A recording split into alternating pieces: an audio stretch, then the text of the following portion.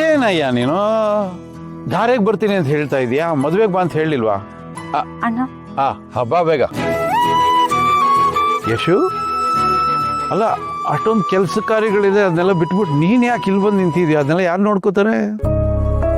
ನೋಡ್ಕೊಳ್ಳೋದಕ್ಕೆ ಬೇಕಾದಷ್ಟು ಜನ ಇದ್ದಾರಣ್ಣ. ನಿನ್ನ ಹತ್ರ ಮುಖ್ಯವಾದ ವಿಷಯ ಮಾತಾಡ್ಬೇಕಾಗಿತ್ತು.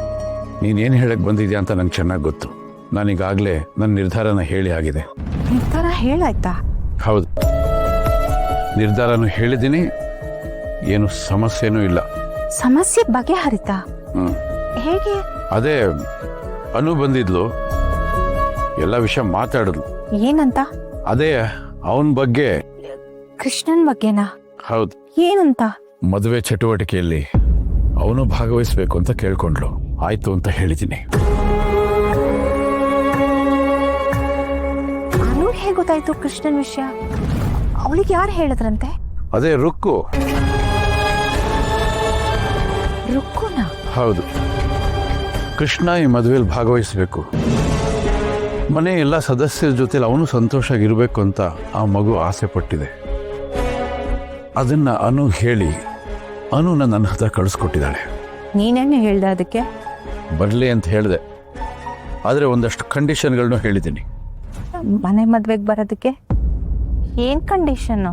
ಅನಗತ್ಯವಾಗಿ ಅವನು ನನ್ನ ಕಣ್ಮುಂದೆ ಕಾಣಿಸ್ಕೊಳ್ಬಾರ್ದು. ಇಲ್ಲಿ ನಡೆಯೋ ಯಾವುದೇ ಚಟುವಟಿಕೆಗಳಲ್ಲಿ ಅವನು ಭಾಗವಹಿಸುವಾಗ ಅಲ್ಲಿರೋರಿಗೆ ಯಾವುದೇ ತೊಂದರೆಗಳಾಗಬಾರ್ದು, ಯಾರಿಗೂ ಅವನಿಂದ ಅಡಚಣೆಗಳಾಗಬಾರ್ದು. ಹಾಗಂತ ಅವಳಿಗೂ ಹೇಳಿದ್ದೀನಿ, ಈಗ ನಿನಗೂ ಹೇಳ್ತಾ ಇದ್ದೀನಿ.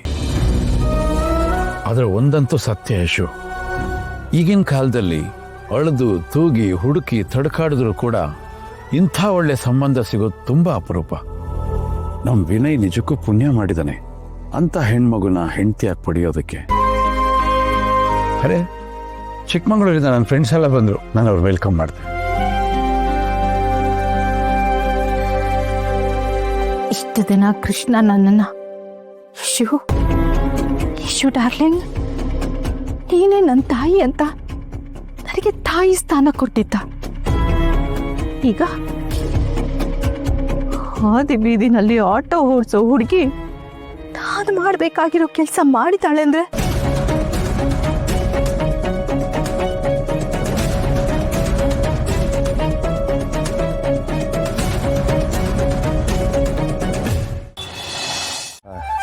Sorry madam, anything important? ಏನಾಯ್ತು? ಅಲ್ಲ, ಅವಾಗ್ಲಿಂದ ಬಾಯಿಗೆ ಬಂದಂಗೆ ಬೈತಾನೆ ಇದ್ದೀರಲ್ಲ. ಅದಾ, ಈ ನನ್ನ ಮಕ್ಳಿಗೆ ಅರೇಂಜ್ಮೆಂಟ್ ಮಾಡಕ್ ಹೇಳಿದ್ದೆ, ಕೆಲಸನೇ ಮಾಡ್ತಾ ಇರ್ಲಿಲ್ಲ, ಅದಕ್ಕೆ ಬಾಯಿಗೆ ಬಂದಂಗೆ ಉಗೀತಿದ್ದೆ. ಹೋಗ ಕಾಲಲ್ಲಿ ಮಾತಾಡ್ತಿದ್ರಾ? ಅದನ್ನ ಅಲ್ಲೇ ಹೋಗ್ಬಿಟ್ಟು ಡೈರೆಕ್ಟ್ ಆಗಿ ಮಾತಾಡ್ಬೋದಿತ್ತಲ್ಲ.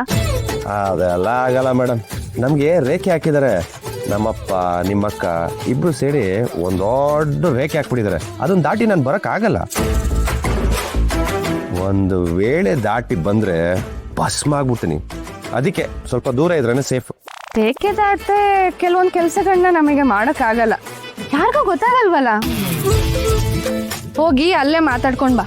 ಕಾಂಪೌಂಡರ್ ಅದನ್ನ ಎಷ್ಟು ಚೆನ್ನಾಗಿ ಹೇಳ್ಕೊಡ್ತಿದ್ಯಾ. ಕಳ್ಳಿ ನೀವು. ಕೋಪ ಮಾಡ್ಕೋಬೇಡಿ ಕಣ್ರಿ, ನಾವ್ ಹಂಗಲ್ಲ ಹತ್ರಕ್ಕೆ ಹೋಗೋದಿಲ್ಲ. ನಾವೊಂಥರ ಸ್ಟಾರ್ ಇದ್ದಂಗೆ ಕಣ್ರಿ, ಯಾರ ಹತ್ರನು ಹೋಗಲ್ಲ, ಯಾರ ಹತ್ರನು ಮಾತಾಡಲ್ಲ. ಹಂಗಂಗಂಗೆ ಎಲ್ಲ ಕೆಲಸನೂ ಅರೇಂಜ್ ಮಾಡಿ ಮುಗಿಸ್ಬಿಡ್ತೀವಿ. Any problem? ಹಾಗಾದ್ರೆ ನೀನು ಯಾವ ಶಾಸ್ತ್ರದಲ್ಲೂ ಇರೋದಿಲ್ವಾ? ನಾನು ದೂರ ಇರೋದೇ ಒಂದು ಶಾಸ್ತ್ರ ಅನ್ಕೊಂಡು ದೂರ ಇದ್ಬಿಡ್ತೀನಿ. ಹಾಗಾದ್ರೆ ನಿಮ್ ಕಡೆ ಅರ್ಶನ ಯಾರು ಕಲಿಸ್ತಾರೆ? ಅದಕ್ಕೇನ್ ಬಿಡ್ರಿ, ಬೇಜಾನ್ ಕೈಗಳಿದಾವೆ, ಕಲಿಸ್ತಾರೆ. ಅಷ್ಟು ಬೇಗ ಸೋಲಪ್ಕೊಳ್ತಿದ್ದೀರಾ? ನಮ್ ಕಡೆಯವ್ರು ಅರ್ಶನ ಕಲ್ಸಿದ್ರೆ ಕಲರ್ ಹೆಂಗ್ ಬಿಟ್ಕೊಳತ್ತೆ ಗೊತ್ತಾ? ನಿಮ್ ಕಡೆಯವರೆಲ್ಲ ಸ್ವಲ್ಪ ಕಲರ್ ಆಗಿದ್ದೀರಾ, ಅದಕ್ಕೆ ಕಲರ್ ಬಿಡ್ಕೊಳುತ್ತೇನೋ. ನಿಮ್ಗೆ ಅದೆಲ್ಲ ಬರಲ್ಲ ಅನ್ಸುತ್ತೆ, ಅದಕ್ಕೆ ಹೀಗೆ ಹೇಳ್ತಿದ್ದೀರಾ. ಬೆಳ್ಳಿ ಸ್ಪೂನ್ ಹಿಡ್ಕೊಂಡು ಬೆಳ್ದಿರ್ತೀರಲ್ವಾ, ಪಾಪ ಇಂಥ ಶಾಸ್ತ್ರಗಳೆಲ್ಲ ನೀವ್ ಯಾವತ್ತೂ ನೋಡಿರಲ್ಲ. ನಮ್ಮನ್ನ ನೋಡಿ ಕಲ್ತ್ಕೊಳ್ಳಿ. ಇಷ್ಟೊತ್ತು ನೀವು ಹೇಳಿದ್ರಲ್ಲ, ಅದು ನನಗೆ ಬೇಜಾರಾಗಿಲ್ಲ. ಆದ್ರೆ ಈಗ ಹೇಳಿದ್ರಲ್ಲ, ಅದು ಟಚ್ ಆಗೋಯ್ತು. ನಮಗೂ ಕಲ್ಸಕ್ ಬರುತ್ತೆ ಕಣ್ರಿ, ಕಲಿಸ್ದಾಗ ಕಲರು ಬರುತ್ತೆ. ಈ ಕೃಷ್ಣನ್ ರೇಂಜ್ ಏನು ಅಂತ ತೋರಿಸ್ತೀನಿ. ಆದ್ರೆ ಈ ಕೃಷ್ಣ ಬರೋದೇ ಇಲ್ವಲ್ಲ. ಅಪ್ಪ ಅದಕ್ಕೆ ರೇಖೆ ಹಾಕ್ಬಿಟ್ಟಿದ್ದಾರೆ, ಬಂದ್ರೆ ಭಸ್ಮ ಆಗೋಗ್ಬಿಡ್ತೀರಾ. ಬಂದ್ರೆ ಅದು ಯಾವ ವಿಷಯಕ್ಕೆ? ಈಗ ಏನ್ ಕೆಲಸ ಮಾಡ್ತಾ ಇದ್ದೀರಾ? ತುಂಬಾ ಸಡಗರ ಸಂಭ್ರಮದಿಂದ ಬೀಗ್ತಾ ಇದ್ದೀರಾ. ಅರ್ಶಿನದ ಶಾಸ್ತ್ರ ನಾನ್ ಮಾಡಲ್ಲ. ಮಾಡೋದಕ್ಕೆ ಬೇಕಾದಷ್ಟು ಜನ ಇದ್ದಾರೆ. ನೀನು ಮಾಡ್ಬೇಕಾದ್ದನ್ನ ಅವ್ರು ಹೇಗೆ ಮಾಡ್ತಾರೆ? ನಾನು ಹೀಗೆ ಅನ್ಕೊಂಡಿದ್ದೆ, ಆದ್ರೆ ಅದೆಲ್ಲ ತಪ್ಪು ರಾಚಮ್ಮ. ನಾನಿಲ್ಲ ಅಂದ್ರು ಏನೇನ್ ನಡಿಬೇಕೋ ಎಲ್ಲ ನಡೀತೆ. ಬಿಡ್ತು ಅನ್ನೆ, ಏನಿದೆಲ್ಲ ಮಾತುಗಳು? ಇನ್ನೇನ್ ಮಾತಾಡ್ಬೇಕು ರಾಚಮ್ಮ? ಇಷ್ಟು ದಿನ ನೆಮ್ಮದಿಯಾಗಿದ್ದ ನಮ್ಮ ಮನೆಗೆ ಅವಳು ಯಾವಳು ಒಕ್ಕರ್ಸ್ಕೊಂಡ್ಲು. ನೊಪ್ಪುತ್ಗೆ 3 ಗಂಟು ಬಿಟ್ಟಿಲ್ಲ. ಹಾಗೆ ನಮ್ ಕೃಷ್ಣನ್ನ ಮನೆಯಿಂದ ಆಚೆ ಹಾಕಿದ್ಲು. ಇದೆಲ್ಲ ಹೇಗಾದ್ರೂ ಮಾಡಿ ಸರಿ ಮಾಡೋಣ ಅನ್ನೋಷ್ಟರಲ್ಲಿ ಅವಳು ತಂಗಿ ಮತ್ತೆ ಆಟೋ ಓಡಿಸ್ತಾಳಲ್ಲ ಸುಂದರಿ ಬಂದ್ಲು. ಅಣ್ಣನ ಹತ್ರ ಕೃಷ್ಣನ್ ಪರ ಮಾತಾಡಿ ದೊಡ್ಡ ಮನುಷ್ಯನ ತರ ಪೋಸ್ ಕೊಡ್ತಾ ಇದ್ದಾಳೆ. ಇದು ಬರೀ ಕೃಷ್ಣನ ವಿಷಯ ಅಲ್ವೇ, ಅಧಿಕಾರದ ಪ್ರಶ್ನೆ. ಇವತ್ತವಳು ಕೃಷ್ಣನ ಹೊರಗೆ ಹಾಕಿ ಅಧಿಕಾರ ಮೆರೆದು ಬಿಟ್ಲು. ಆಮೇಲೆ ಅವಳು ತುಂಗಿ ಬರ್ತಾಳೆ. ಕೃಷ್ಣನ ತಾನೇ ಮದುವೆ ಕರ್ಕೊಂಡು ಬಂದದ್ದು ಅಧಿಕಾರ ಚಲಾಯಿಸ್ತಾಳೆ. ತಾಯಿ ಸ್ಥಾನದಲ್ಲಿ ನಿಂತು ಮನೆ ನಡೆಸ್ತಾ ಇದ್ದೀಯಾ, ನಿನ್ನನ್ನ ಆ ಸ್ಥಾನದಿಂದ ಕೆಡವಿ ಬಿಡ್ತಾರೆ, ಮನೆನೇ ಹಾಳು ಮಾಡಿ ಬಿಡ್ತಾರೆ. ನಾನು ಏನ್ ಮಾಡ್ಲಿ ರಚ್ಚಮ್ಮ? ಹೇಗ್ ತಪ್ಪಿಸ್ಲಿ ಇದನ್ನ? ಆ ರುಕ್ಕುಗೆ ಮುಖದ ಮೇಲೆ 4 ಬಾರಿಸ್ಬಿಡ್ಲಾ? ಶಕ್ತಿ ಪ್ರದರ್ಶನ ಮಾಡಿದ್ರೆ ತುಪ್ಪು ನಿಂದೆ ಆಗುತ್ತೆ. ದೇವರು ದೇಹದ ಜೊತೆ ಮೆದುಳು ಕೊಟ್ಟಿರೋದು ಉಪಯೋಗಿಸೋದಕ್ಕೆ. ಯುಕ್ತಿ ಪ್ರದರ್ಶನ ಮಾಡು. ಇವತ್ತು ರುಕ್ಕು ರುಕ್ಕು ಅಂತ ಇರ್ಬೋದು, ನಾಳೆ ಯಶೋಧ ಯಶೋಧ ಅನ್ಬೇಕು.